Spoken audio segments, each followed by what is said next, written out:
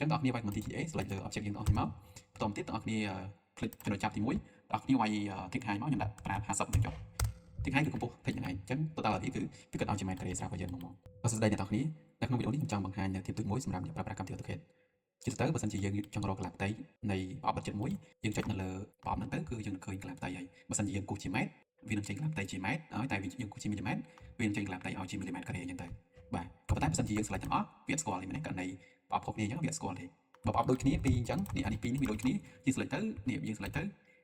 នេះ area របស់វាបើយើង select ទាំងពីរក៏វាឲ្យ area តែប៉ុណ្្នឹងដែរឲ្យតែមួយអញ្ចឹងវាឲ្យយើងគុណខ្លួនឯងទៅក៏ប៉ុន្តែយើងអាចប្រើ command area មួយទៀតមែនទេ area នេះមក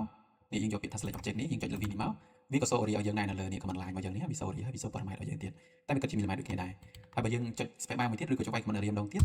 យើងចុចពាក្យថា add ទៅហើយយើងយកពាក្យថា select object យើងចុចអានេះមួយចុចអានេះមួយទៅយើងចុច enter ទៅវានឹង total area ឲ្យយើងនេះឃើញទេ total area ឲ្យយើងអញ្ចឹងមាននៅតែប្រហែលណាវាកាលណាយើងមានច្រើនហើយយើងអង្គុយទៅធ្វើអញ្ចឹងបើយើងច្រឡំចុច escape ឬក៏ចុចខូចអីទៅក្រោយទៅគឺវាត្រូវឲ្យយើង start ម្ដងទៀតហើយកាលណាធ្វើអញ្ចឹងខ្ញុំrecommend ឲ្យអ្នកនរគ្នាប្រើ command TTA នេះមក TTA នេះទៅតាមទាំងអស់គ្នាមាន lib អញ្ចឹងបងប្អូនវាយ command TTA select លើ object យើងទាំងអស់គ្នាមកបន្តទៀតបងប្អូន click ចំណុចចាប់ទី1បងប្អូនវាយ tick high មកខ្ញុំដាក់ប្រើ50ហ្នឹងចុះ tick high គឺកម្ពស់ tick ហ្នឹងឯងអញ្ចឹង totality គឺវាគិតឲ្យជា mét carré ស្រាប់ឲ្យយើងមកប៉ុណ្ណេះបាទអញ្ចឹងគឺងាយមួយទៀតតកតងទៅនឹង line ក៏ដូចគ្នាដែរយើងមាន line 2 3អញ្ចឹង line យើងមាន polyline ក៏មានហើយថា polyline ផងអញ្ចឹងណាថតតែខ្ញុំមានចុចចុះអញ្ចឹងបើខ្ញុំចង់រកប្រវែងបើខ្ញុំ select តែមួយគឺវាឲ្យប្រវែងរបស់យើងមែនទេជា millimeter យើងគូសជា millimeter ចេញ millimeter ហ្នឹងហើយហ្នឹងបាទនេះຂະຫນາດរបស់វានេះឃើញទេបាទអញ្ចឹងបើយើងចង់សរុបទាំងអស់យើង select លើវាទៅវាអត់សូវឲ្យយើងនេះមែនទេអញ្ចឹងបងប្អូនប្រើ command TL មួយមក total length select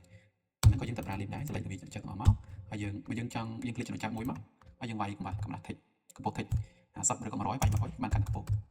នេះឃើញទេប្រវែងសរុបអញ្ចឹងអាហ្នឹង TL មួយទៀតមកយើងចង់សរុបទាំងអស់ក៏បានដែរ click មួយអញ្ចឹងខ្ញុំវាយ100ចឹងមកឃើញទេនេះគឺប្រវែងសរុបវាគិតទៅនេះដែរ